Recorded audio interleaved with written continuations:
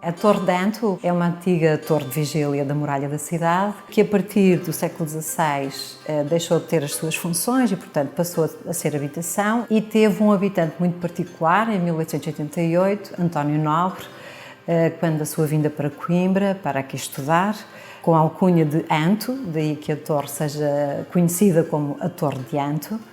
Ele aqui viveu, não durante muito tempo, porque não se adaptou à vida de Coimbra e muito menos à folia dos estudantes, como ele dizia, mas foi aqui também que ele escreveu o seu livro Só, que é uma das obras mais conhecidas, e onde dedica um dos versos precisamente à sua vivência aqui na Torre. Em 1965 ele foi entregue à Câmara e a partir daí tem vindo a funcionar com alguns serviços quase sempre associados à área da cultura, nomeadamente a Casa do Artesanato da região de Coimbra, que funcionou aqui até à década de 80, e em 2015 abriu com o núcleo da guitarra e do fado de Coimbra.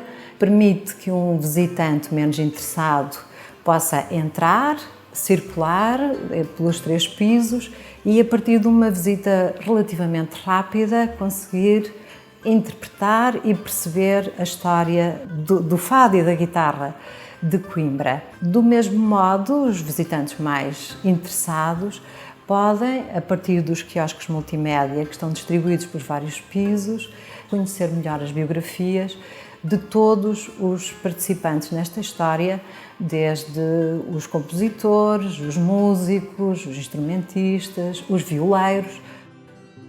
A arte de violeiro é de tradição antiga na cidade de Coimbra. No século XVIII, há registro de 16 oficinas, sendo que no século XIX seriam pelo menos 11.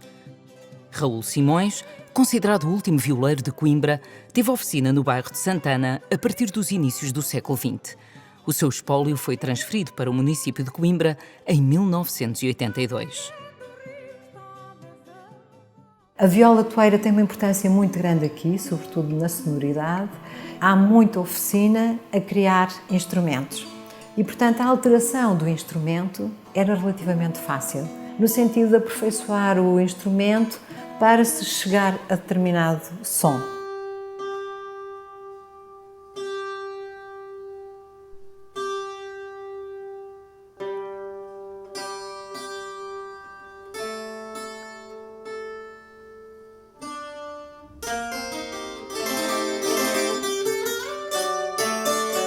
Foi possível chegar, já na década de 50, a este instrumento que é a guitarra de Coimbra, com a sua lágrima muito tradicional, mas que durante muito tempo era uma rosa esculpida. Estamos a falar de um período em que a Universidade de Coimbra era a única no país. Todos os jovens vinham estudar para Coimbra, normalmente rapazes. Muitos ficavam durante todo o seu curso sem ir a casa. Nós imaginamos que um estudante que vem do Ribatejo traz as suas tradições para Coimbra, da sua forma de cantar, da sua forma de tocar. As origens do fado de Coimbra têm a ver muito com este processo de aculturação que aconteceu entre a comunidade e os estudantes. Ao nível do primeiro piso, nós contamos a origem do fado de Coimbra, como é que o fado de Coimbra surgiu.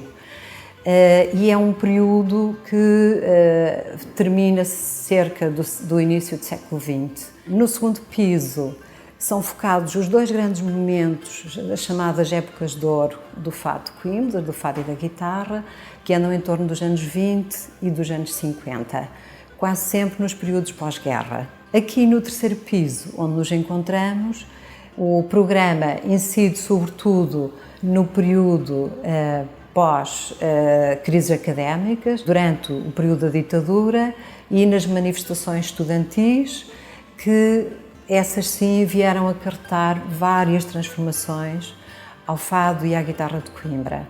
Aliás, surge aqui aquela designação da canção de Coimbra, que é uma canção de contestação ao regime, e onde surgem vultos grandes da música que ainda hoje são grandes referências, como o Zeca Afonso, o Adriano Correia de Oliveira, o António Portugal.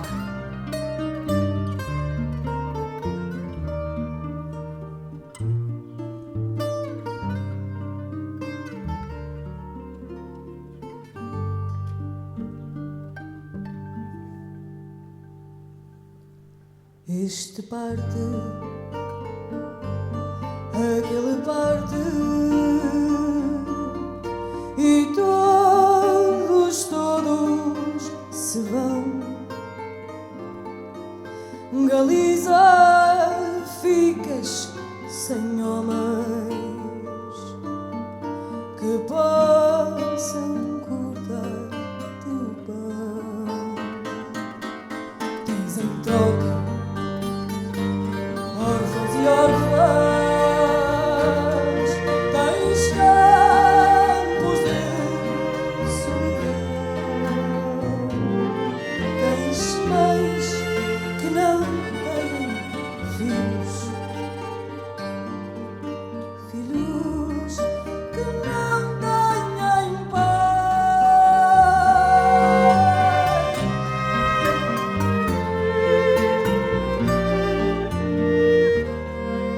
É possível percebermos aqui como é que o fado é visto hoje. Continua a ser uma manifestação cultural de extraordinária importância para a cidade, que nos projeta, enfim, para vários países e dentro do nosso próprio país. O fado de Coimbra só se podia cantar em contexto académico ou de rua. Para além disso, o fado, que era acompanhado só à guitarra e mais tarde também à viola, era impensável associá-lo a outro tipo de instrumentos, não é? E neste momento a guitarra é um instrumento que pode ser um instrumento solista, mas que também se pode cruzar com outros vários instrumentos, e nós temos vários exemplos disso, associado ao piano, como o cordis, ou associado a muitos outros grupos, como faz o a capella, em que cruza desde o baixo, a bateria, a guitarra. E aqui no terceiro piso temos também um quiosque que convida os visitantes à saída para procurarem outros espaços na cidade relacionados com esta história.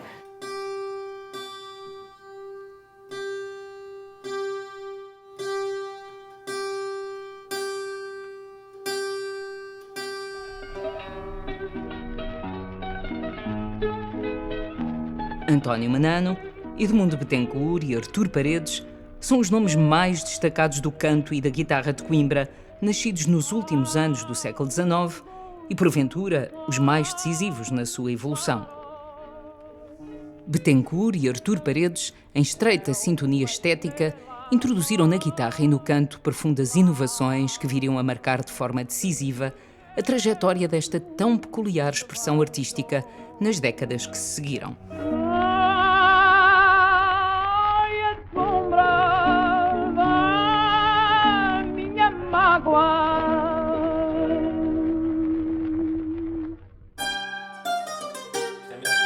Aqui é que sei que está numa guitarra do Paredes. Esta nota-se quando sai ali. Uma das motivações para a instalação deste núcleo aqui foi precisamente a doação de 3 das guitarras de Carlos Paredes, que foram deixadas a Coimbra no seu testamento. Carlos Paredes não viveu muito tempo em Coimbra, eu era pequenino quando foi para Lisboa com a família, mas teve sempre uma ligação muito forte à cidade e a esta tradição do fado e da guitarra. Também por influência do seu pai, de Artur Paredes, e no seu testamento deixou 3 das suas guitarras. Ele deixou escrito também que gostaria que elas fossem mostradas ao público, mas também tocadas. E nós temos vindo a ter essa preocupação. Enfim, não podemos dizer que estamos disponíveis ao público para que as possam tocar, porque na verdade elas são peças de museu, mas disponibilizamos-las, enfim, para músicos já mais experientes. Este ano já foram mostradas no contexto dos 100 anos do Carlos Paredes, do seu centenário, comemorado no dia 16 de fevereiro, o dia em que ele faria 100 anos, e de facto são instrumentos muito valiosos, quer do ponto de vista acústico, pelo menos os especialistas é o que o dizem, quer como valor simbólico para nós, para a cidade e para esta tradição que é o fado e a guitarra de Coimbra.